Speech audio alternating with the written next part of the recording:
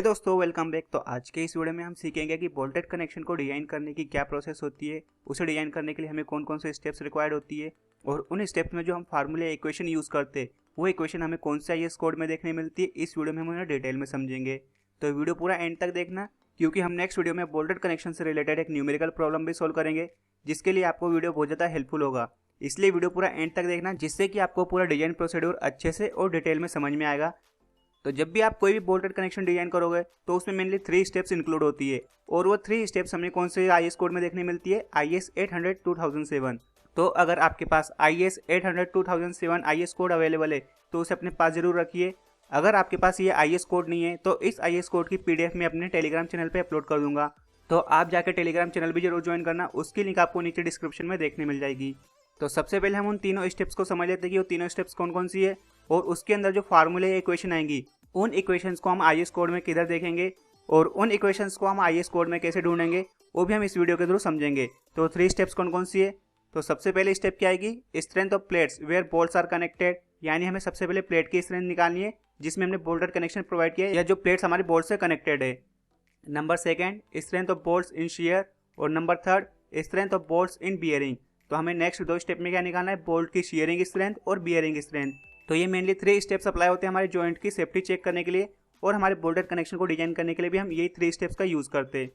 तो सबसे पहले हमारी स्टेप क्या थी, strength of plates where bolts are connected, यानी हम क्या करते हैं, सबसे पहले प्लेट की स्ट्रेंथ कैलकुलेट करते हैं।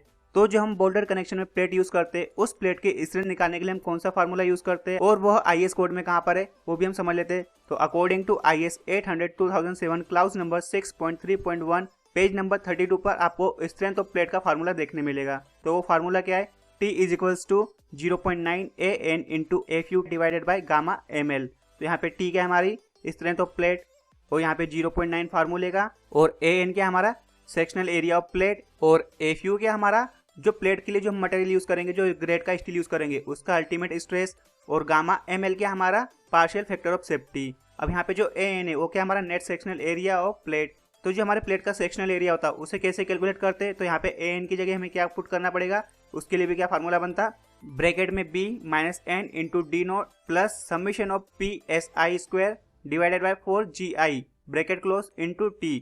तो यहाँ पे क्या है, B हमारे विड्थ ऑफ प्लेट है, N क्या है number of bolts, D naught क्या है हमारा होल का diameter, plus summation of PSI। तो यहाँ पे जो PS है वो क्या हमारे स्टेगर्ड पिच डिस्टेंस उसका स्क्वायर, और G क्या हमारी गोज डिस्टेंस। तो जब भी अगर हमें स्टेगर डिस्टेंस मिलेगी तो हमें इसका यूज करना है। अगर हमारे जॉइंट में स्टेगर बोल्ट्स नहीं है तो यहाँ पे जो इनकी वैल्यू आएगी वो कितनी आएगी, 0। और जो मल्टीप्लिकेशन में T है वो क्या हमारी थिकनेस ऑफ प्लेट। तो यहाँ पे थोड़ा और ध्यान देना, यहाँ पे जो थिकनेस ऑफ प्लेट है यहाँ पे कौन सी थिकनेस यूज करेंगे हम, दोनों प्लेट्स में से जिस प्लेट की थिकनेस सबसे कम होगी उस प्लेट की थिकनेस की वैल्यू हम यहाँ पे पुट करेंगे। फॉर एग्जाम्पल के लिए जिन 2 प्लेट्स को हम बोल्टेड कनेक्शन की हेल्प से ज्वाइन करेंगे, तो एक प्लेट की थिकनेस अगर 10 mm है और सेकंड प्लेट की थिकनेस अगर 15 mm है, तो सबसे कम वाली कौन सी है, 10 mm वाली। तो यहाँ पे जो T की वैल्यू आएगी वो कितनी आएगी, 10 mm। तो ये बात हमेशा ध्यान रखना, यहाँ पे जो प्लेट की थिकनेस आएगी वो मिनिमम वाली आएगी। तो ये आ गया हमारा स्ट्रेंथ ऑफ प्लेट का फार्मूला। तो इसे हम एक बार आईएस कोड में भी देख लेते हैं। आईएस कोड में आपको ये कहाँ देखने मिलेगा, क्लाउज नंबर 6.3.1 पेज नंबर 32 पर। तो इसे भी हम एक बार आईएस कोड में देख लेते हैं। तो यहाँ पे आपको ये वाला फार्मूला देखने मिल रहा होगा, design strength due to rupture of critical section plate के लिए। तो यहाँ पे आपको ये प्लेट के लिए फार्मूला देखने मिल रहा होगा, यहाँ पे स्ट्रेंथ को TDN से इसको शो कर रहा है, और वो फार्मूला वही है 0.9 AN FU divided by gamma ML। तो यहाँ पे इनकी वैल्यू गिवन है, और AN का फार्मूला भी आपको यहीं पे देखने मिलेगा, जो कि आपको नेक्स्ट पेज पे दिख रहा होगा। तो इसका फार्मूला आपको यहाँ देखने मिल गया। तो ये वाला फार्मूला आ गया हमारा स्ट्रेंथ ऑफ प्लेट का। अब नेक्स्ट हम देख लेते हैं बाकी 2 स्टेप्स के लिए। अब हमारे सेकंड स्टेप में हम क्या करते हैं, strength of bolt in shearing, यानी हमारे बोल्ट के शियरिंग स्ट्रेंथ के लिए हम चेक अप्लाई करते हैं या उसके शियरिंग स्ट्रेंथ हम कैलकुलेट करते हैं। तो देख लेते हैं shear strength of bolt according to IS 800 2007 clause number 10.3.38 page number 75।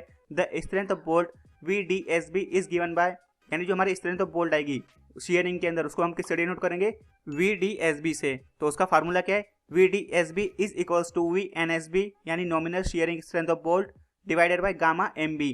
Gamma MB क्या हमारा partial factor of safety for bolt. तो इस फार्मूले में आपको एक टर्म देखने मिल रही होगी VNSB, यानी nominal shearing strength of bolt. तो उसकी वैल्यू हमें कहाँ से मिलेगी, तो इसका भी एक अलग फार्मूला होता है। इसका फार्मूला क्या होता है वो आपको यहाँ पे देखने मिल रहा होगा, VNSB is equals to FUB divided by under root में 3 ब्रैकेट में NN into AN plus NS into AS।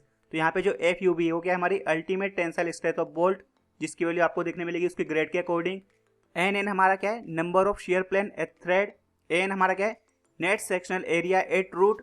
और एन एस हमारा क्या है, number of shear plane at shank. और ए एस हमारा क्या है, सेक्शनल एरिया एट शैंक। तो इन फार्मूले को भी हम एक बार आई एस कोड में देख लेते हैं। तो ये आपको देखने मिल रहा होगा यहाँ पे clause number 10.3.3 shear capacity of bolt. The design strength of bolt VDSB as govern shear strength is given by VDSB is equals to VNSB divided by gamma MB। तो यहाँ पे जो VNSB यानी nominal shear capacity of bolt, उसको कैसे calculate करते हैं उसका फार्मूला भी आपको यहाँ गिवन है।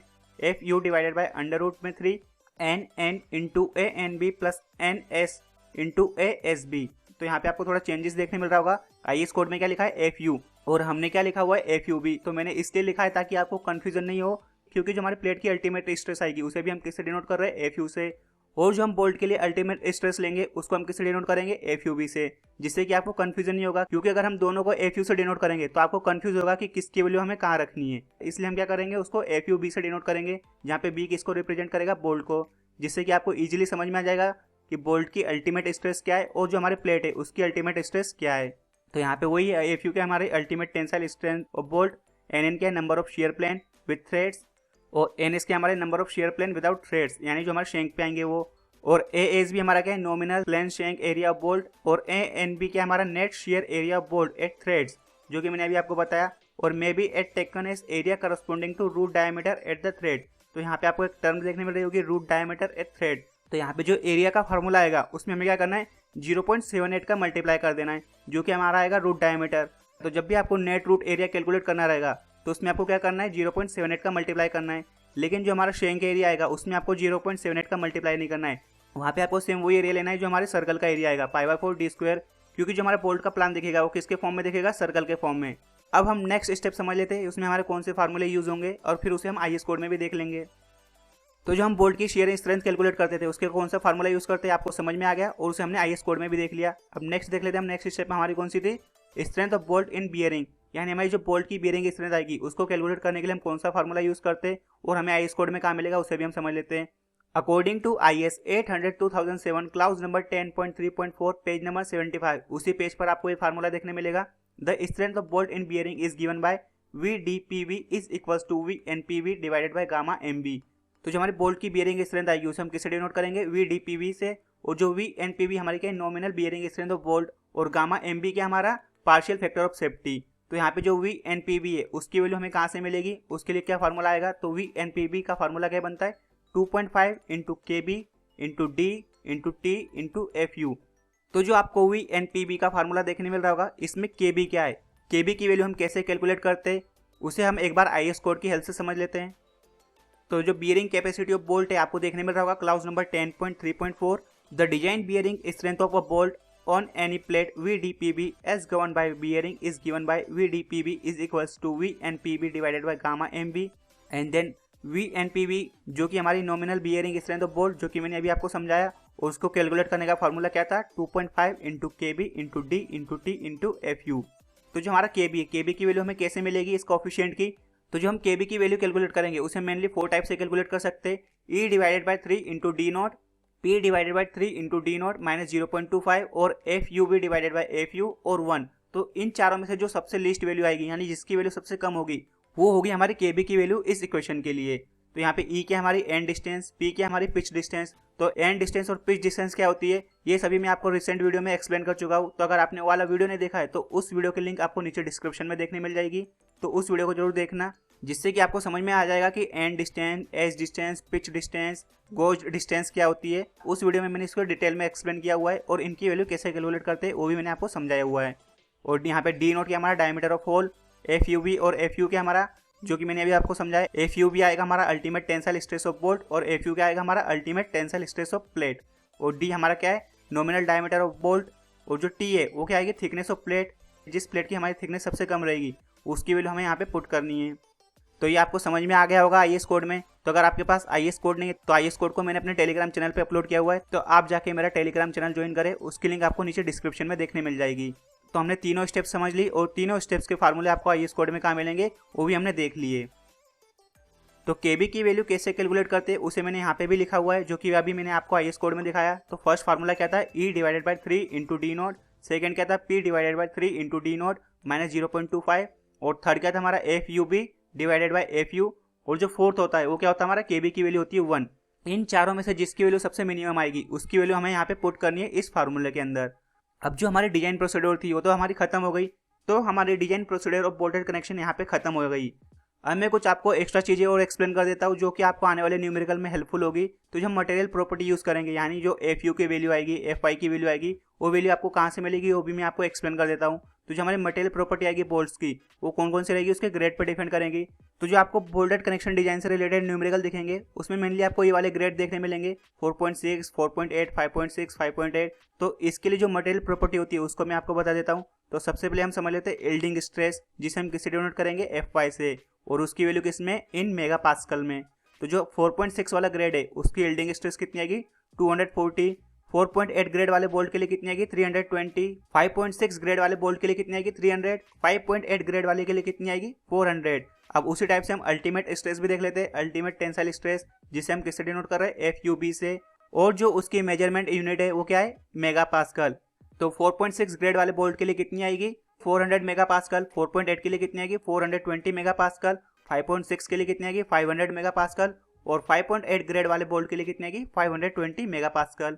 तो यहाँ पे जो आपको मेगा पास्कल देखने मिल रहा होगा, अगर उसे हम चेंज करेंगे न्यूटन पर एमएम स्क्वायर में, तो कैसे चेंज करेंगे, तो एक बात हमेशा ध्यान रखना, 1 mega pascal is equals to 1 newton per MM square, यानी जो हमारा 1 मेगा पास्कल रहेगा उसकी वैल्यू कितनी होती है 1 न्यूटन पर एमएम स्क्वायर के इक्वल होती है। तो यहाँ पे हमने पूरे डिजाइन स्टेप समझ ली। तो बोल्टेड कनेक्शन के लिए जो हमें डिजाइन प्रोसीजर रिक्वायर्ड होती है वो हमने यहाँ पे डिटेल में समझ ली, और उनसे रिलेटेड जो इक्वेशन या फार्मूले होते हैं वो आपको आई स्क्वायर्ड में कहाँ देखने मिलेगी उसे भी मैंने आपको एक्सप्लेन कर दिया। तो नेक्स्ट वीडियो में हम बोल्टेड कनेक्शन का एक न्यूमेरिकल प्रॉब्लम सोल्व करेंगे, जिससे कि आपको और अच्छे से क्लियर हो जाएगा। तो अगर अभी भी आपको कोई प्रोसेस समझ में नहीं आई हो या आपको कोई डाउट रह गया हो तो आप उसे कमेंट करके पूछ सकते हो। तो आई होप आपको वीडियो समझ में आया। तो अगर वीडियो आपको समझ में आया और वीडियो आपके लिए हेल्पफुल है तो वीडियो को जरूर लाइक करना। साथ ही अगर आप मेरे चैनल पर नए हो तो चैनल को भी जरूर सब्सक्राइब करना, साथ में बेल का आइकन प्रेस कर देना, जिससे कि आपको आने वाली वीडियोस की नोटिफिकेशन मिल सके। तो मिलते हैं नेक्स्ट वीडियो में, जब तक अपना ध्यान रखना। Thank you so much.